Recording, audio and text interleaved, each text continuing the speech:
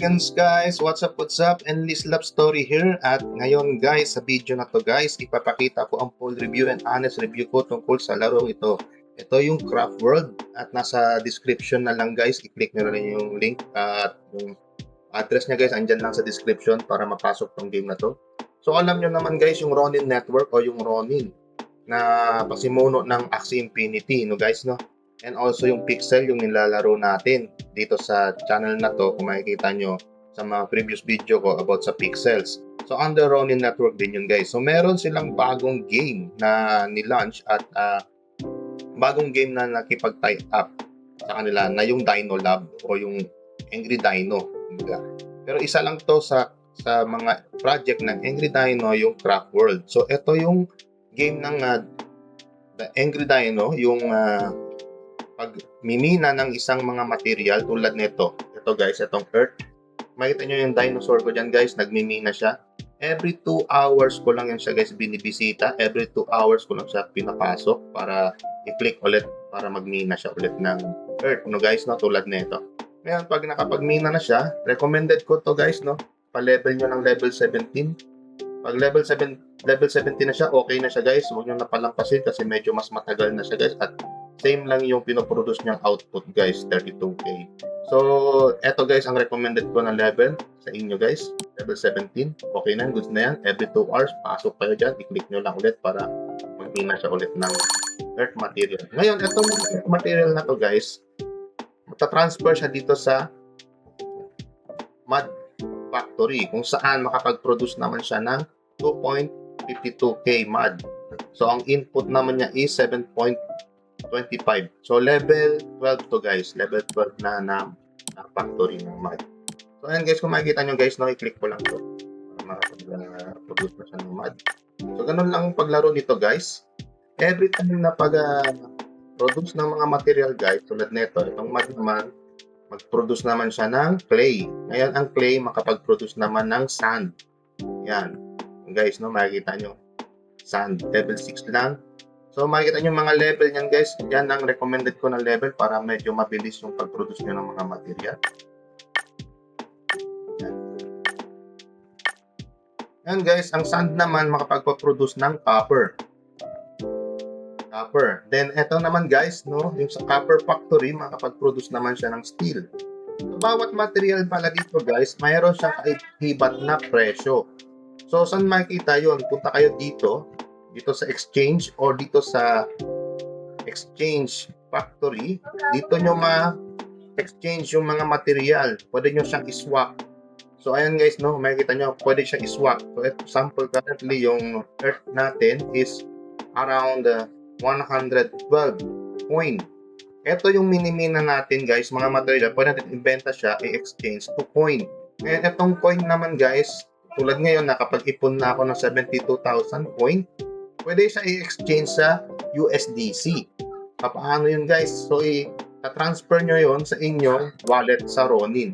So, ito guys, itong feature na to guys, ma-activate lang to pag nag-avail kayo ng o nag-activate kayo, nag-top up kayo ng 30 Ronin para ma-activate tong game na to from game to your Ronin wallet. Yan guys, no? Dito nyo ilagay yung Ronin wallet nyo guys. Galing sa Ronin sa game na to. Ngayon guys, pag na-transfer nyo yan guys, sample, tulad nitong gold coin, no? Yan. Max natin ganyan. Ilagay nyo dito yung address ng Ronin wallet nyo. Yan. So, kung ano yung address ng Ronin wallet, dito lang i-paste at doon yan mag-reflect sa inyo. Ngayon tulad niyan, ang conversion ng coin to USDC, dito natin makikita. Nasa description lang pala guys ng Gecko Terminal guys, andyan sa description para makita nyo at ma-monitor nyo yung price ng coin. So, ito yung coin to USDC kung makikita nyo guys. Yan ang price niya, current price. Ngayon, paano siya i-swap? Kung nakapasok na siya sa wallet nyo guys, ang target natin guys is makabuo ng 120,000 coin. So, nasa $22 siya guys. So, ito guys, siguro guys mamimina nyo to guys pag nilalaro nyo yung game mga isa't kalahating buwan. So, kasi ngayon guys, nakikita ako, nakapagmina ako nito guys around 1.5 month guys. So yan guys, no, makikita nyo guys, yan ang price ng coin. Kung naka-mina na kayo at naka-exchange kayo, ito presyo ng coin. Pwede nyo siya i-swap sa USDC. Ngayon, ang price ng $22 sa ngayon o 22 USDC, 1,252 guys. Yung 1 USDC currently is 56 pesos. So kung makapag-exchange kayo ng 22 USDC, it's around 1,252 guys. So yan guys, no. Hindi na masama sa paglalaro nito guys, no. Ang game na to guys is a mining simulator or nagmimina ka guys. So pwede nyo siyang iwanan pagka na-activate nyo, na-click nyo na dito ang activation na magmimina siya. Every 2 hours ang pagmina ng Earth Mine. Yan guys, no. Every 2 hours, 2 and 8 minutes. Ito guys, nakikita ko maganda at malaking potential guys pag dumami ang economy, dumami ang community ang lalaro nito. So, ganun lang siya guys laruin. Ngayon guys, ang target ko lagi araw-araw magkaroon ng 1,000 gold coin.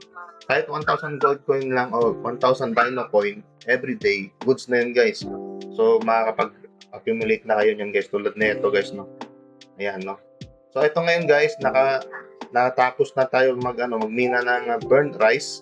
Etong burned rice naman guys, pwede na natin siya i-convert sa gold coin. Kung pakita ko sa inyo paano siya i-convert.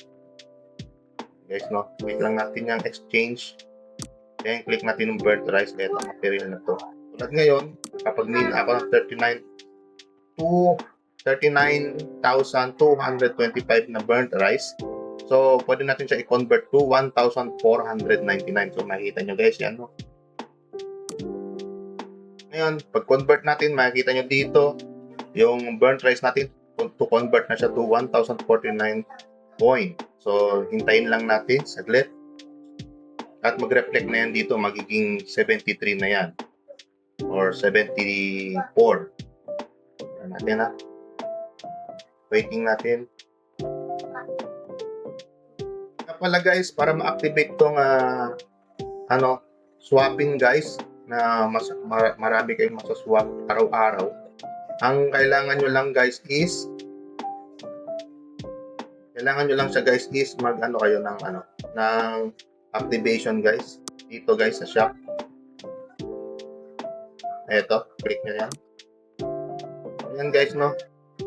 Nasa lang to guys, nasa 30 ronin or 800 pesos.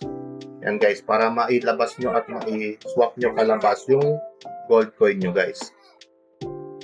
Ganun lang siya guys, laruin guys. And sana guys, antabayanan nyo aking YouTube channel.